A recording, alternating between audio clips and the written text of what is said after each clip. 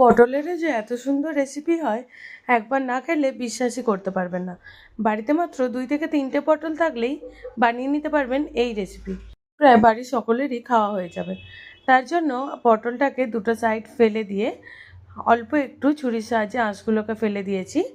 এরপর একটা তারজালির সাহায্যে পটল, টমেটো, পেঁয়াজ, রসুন আর লঙ্কা ভালো করে পুড়িয়ে নিয়েছি।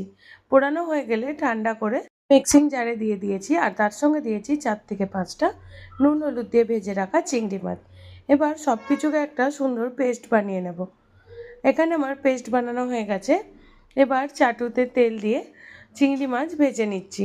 এখানে আমি লোহার চাটুতে রান্নাটা করছি।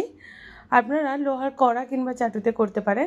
চেষ্টা করবেন স্টিলের পাত্রে না করার। যে কোনো পোড়া রান্না লোহার কড়াই বা লোহার চাটুতেই খেতে বেশি ভালো হয়। চিংড়ি মাছগুলো ভাজা হয়ে গেলে তার মধ্যে আমি পেস্টটা দিয়ে দিয়েছি, আর দিয়েছি নুন আর হলুদ। সম্পূর্ণ রান্নাটা আমি লো ফ্লেমে করেছি। যখন এরকম কড়াই থেকে ছেড়ে আসবে বুঝতে হবে রান্নাটা হয়ে গেছে।